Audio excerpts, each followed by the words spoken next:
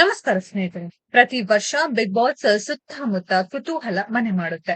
ಈ ವರ್ಷ ಯಾರೆಲ್ಲ ಈ ಕಾರ್ಯಕ್ರಮದಲ್ಲಿ ಭಾಗವಹಿಸ್ತಾರೆ ಎಂಬ ಪ್ರಶ್ನೆ ಕೆಲವರಲ್ಲಿ ಮೂಡುತ್ತೆ. ಇದಕ್ಕೆ ಪೂರಕವಾಗಿ ಪ್ರತಿ ವರ್ಷ ಕಾರ್ಯಕ್ರಮ ಶುರುವಾಗುವ ಒಂದೆರಡು ತಿಂಗಳ ಮುನ್ನವೇ ಸ್ಪರ್ಧಿಗಳ ಕುರಿತು ಚರ್ಚೆ ಶುರುವಾಗುತ್ತೆ. ಅಂತೆ ಕಂತೆಯ ಸಂತೆಯಲ್ಲಿ ಹಲವಾರು ಜನರ ಹೆಸರು ಕೇಳಿಬರುತ್ತೆ. ಆ ಭಾಷೆ ಈ ಭಾಷೆ ಅಲ್ಲ, ಎಲ್ಲಾ ಭಾಷೆಯಲ್ಲಿ ಕೂಡ ಈ ಕುರಿತು ಪ್ರತಿ ವರ್ಷ ಚರ್ಚೆ ನಡೆಯುತ್ತಲೇ ಇರುತ್ತೆ.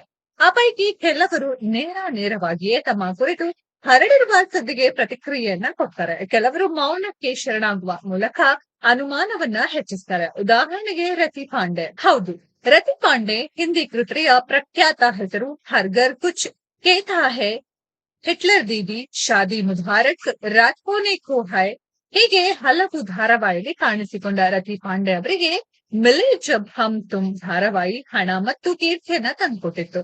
ಇವತ್ತು ಕೂಡ ಅನೇಕರು ಇವರನ್ನ ಈ ಧಾರಾವಾಹಿಯಿಂದಲೇ ಗುರುತಿಸ್ತಾರೆ. ಇಂಥ ರತಿ ಪಾಂಡೆ ಸದ್ಯ ಹಿಂದಿಯ ಬಿಗ್ ಬಾಸ್ ಸೀಸನ್ 19ರಲ್ಲಿ ಭಾಗವಹಿಸಲಿದ್ದಾರೆ ಎನ್ನುವ ಸುದ್ದಿ ಸದ್ಯ ಗುಲ್ಲಾಗಿದೆ.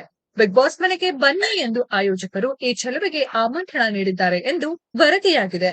ಸದ್ಯ ಬಿಗ್ ಬಾಸ್ ಜೊತೆ ತಮ್ಮ ಹೆಸರು ತಳುಕು ಹಾಕಿಕೊಂಡಿದ್ದಕ್ಕೆ ರತಿ ಪಾಂಡೆ ಇನ್ನು ಪ್ರತಿಕ್ರಿಯೆಯನ್ನ ನೀಡದಿದ್ದರೂ ಕೂಡ ಇವರ ಅಭಿಮಾನಿಗಳು ಸದ್ಯ ಈ ಸುದ್ದಿ ಕೇಳಿ ಖುಷಿಯಾಗಿದ್ದಾರೆ.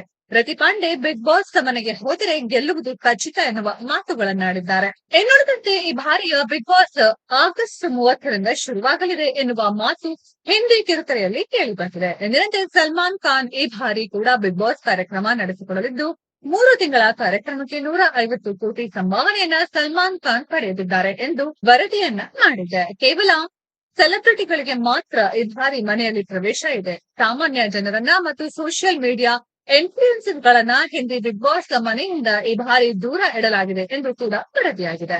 ಸ್ನೇಹಿತರೆ, ಇದರ ಬಗ್ಗೆ ನಿಮ್ಮ ಅನಿಸಿಕೆಯನ್ನ ಕಮೆಂಟ್ ಬಾಕ್ಸ್ ಅಲ್ಲಿ ಕಮೆಂಟ್ ಮಾಡಿ.